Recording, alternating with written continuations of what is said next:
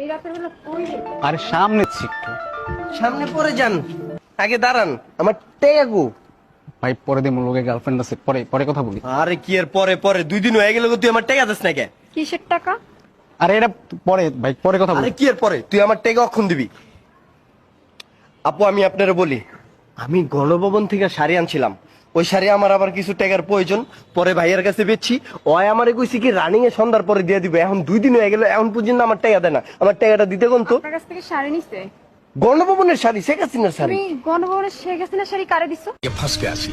আপু 1 মিনিট, তুই কইলি যে শাড়িটা আমার গার্লফ্রেন্ডে দিমু, তুই গার্লফ্রেন্ড লয়ে ঘুরতাছিস, তুই শাড়ি ওরেই দাস নাই, তাহলে তুই আমার টাকা কইতাছিস পরে দিবি? এই বেটা পরেটা তো চরে যাবো গা। তুই অক্ষণ আমার টাকা দিবি এখন। কোন গার্লফ্রেন্ড? আমি তো তোর 5 বছর ধরে গার্লফ্রেন্ড। তুই কারে শাড়ি দিছিস? টাকা এখন দিবি তুই আমার। তুই আমার শাড়ি না দিয়ে কারে শাড়ি দিছিস? তুই আমার টাকা দিবি, অক্ষণ টাকা দিবি। তুই আমার শাড়ি কারে দিছিস? কোন মায়ের দিছিস? টাকা দে, চালু দে, রানিং এ টাকা বাইর কর। আরে তুই করে দিছিস শেখ হাসিনার শাড়ি, এত দামি শাড়ি কারে দিছিস?